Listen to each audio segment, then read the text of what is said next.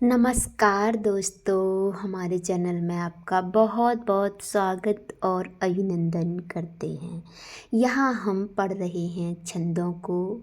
हम वर्णों पर आधारित छंदों को पढ़ेंगे। तो ये हमारा जो 11 अक्षरों वाले छंद हैं, ये छंद हमारे दो तरीके के छंद होते हैं, मात्रा पर आधारित और वर्णों पर यानी अक्षरों पर आधारित। तो ये हमारे अक्षरों पर आधारित छंद हैं। ये 11 अक्षर, जिस छंद में 11 अक्षर हैं, ये वो वाला छंद है। और 11 अक्षर वाले 11 वर्ण वाले हमारे 4 छंद होते हैं, यानी कि 11 एक पाद में, एक लाइन में 11 अक्षर और 4 पाद, 4 लाइन होंगी, 4 पाद होंगे, 4 चरण होंगे और चारों चरणों में 11 11 अक्षर और कुल मिलाकर के आपके 44 अक्षर होंगे। तो 44 अक्षर वाला जो श्लोक है या 11 अक्षर वाली जो एक पद है, एक चरण है, वह हमारे 4 छंद हैं। इंद्रवज्रा, उपेंद्र वज्रा, उपजाति और शालिनी। तो इसको देखते ही हम कैसे पहचानें, इसके बारे में जान लेते हैं। तो इसको देखते ही हम इस तरीके से पहचान सकते हैं कि इंद्रवज्रा, उपेंद्र वज्रा, उपजाति और शालिनी। सबसे पहले हमें क्या करना है, श्लोक में अक्षरों को गिनना है कि एक चरण में 4 चरण हैं कि नहीं, सबसे पहले ये देखना है। फिर एक चरण में 11 अक्षर हैं कि नहीं, तो 11 अक्षर है तो इन्हीं चारों में से कोई सा है। तो चारों में से कौन सा है, ये कैसे जानना है। यदि पहला अक्षर हमारा दीर्घ हो, दूसरा भी दीर्घ हो और तीसरा अक्षर हमारा लघु हो, दीर्घ दीर्घ और लघु हो, तो वह इंद्रवज्रा छंद हमारा हो जाएगा। यहीं पर यदि पहला लघु, दूसरा गुरु और तीसरा हमारा लघु हो, तो हमारा उपेंद्र वज्रा हो जाएगा। और उपजाति पहला चरण, इसके चारों चरण या तो मान लीजिए कि इन दोनों का मिक्सर होता है, इन दोनों का मिश्रण होता है। जैसे पहले में यदि इंद्र वज्रा के गुण आ रहे होंगे तो हो सकता है दूसरे चरण में उपेंद्र वज्रा के आ जाएं, या 2 में उसके आ जाएं, 1 में उसके आ जाएं, 3 में। यानी कि चारों ही जो चरण हैं, चारों में एक जैसे नहीं होंगे, किसी एक में या 2 में या 3 में अलग हो सकता है।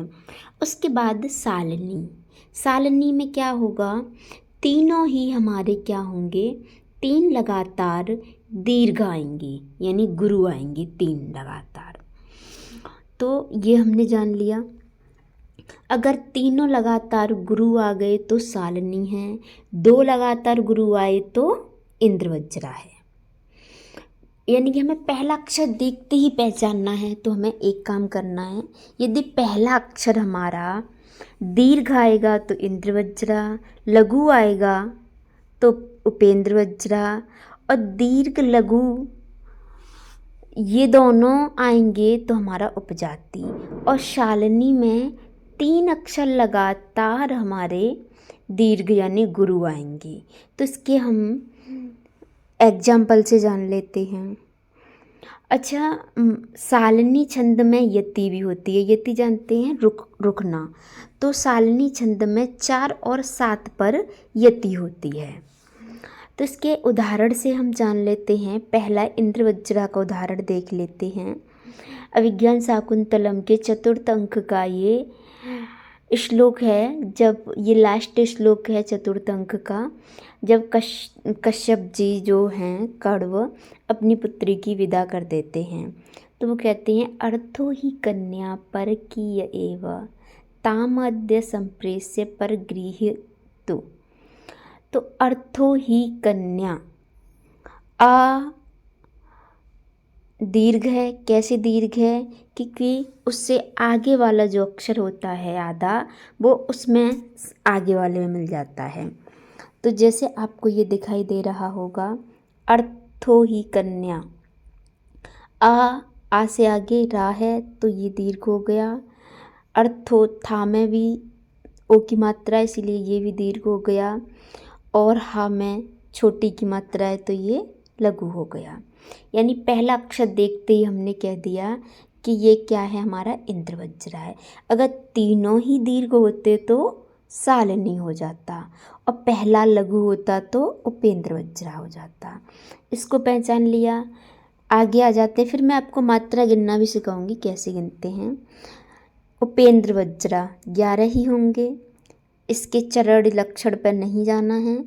यदि आपको सीधा सीधा ये देखना है तो अलम महीपालम तब श्रमेण, तो अलम अलम आ को देखते ही आपने देख लिया कि ये लघु है।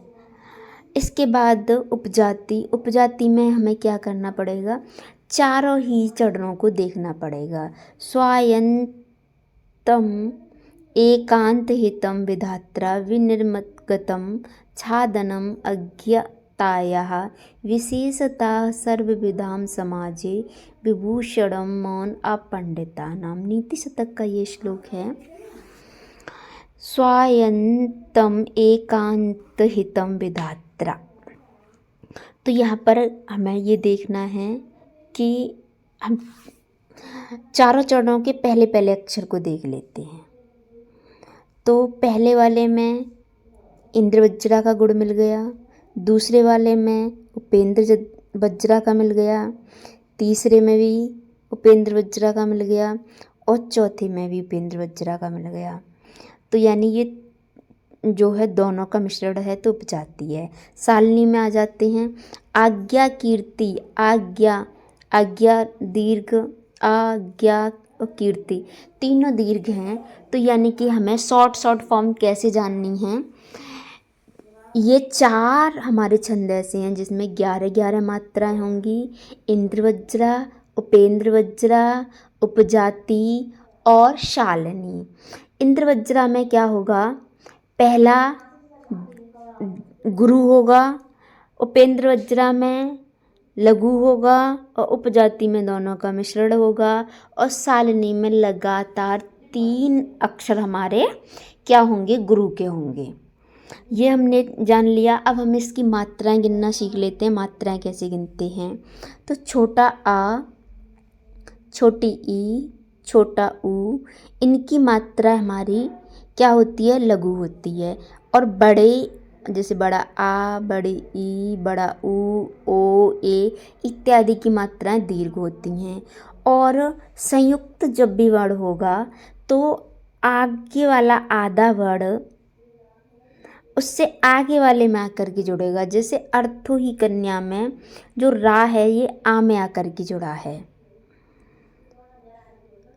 इसी तरीके से आप यदि मात्राएं देखना चाहते हैं तो मैं आगे और आपको मात्राएं बता दूंगी। इसी के साथ मैं अपनी वाणी को विराम देना चाहूँगी। आगे के छंद भी हम ऐसे छंद जिनमें लगातार जिनको पहचान ना हो, जैसे मान लीजिए 12 अक्षर वाले ही कई छंद हैं, तो उनको कैसे जानना है ये हम आगे सीखते रहेंगे। तो अभी के लिए धन्यवाद। नमस्कार।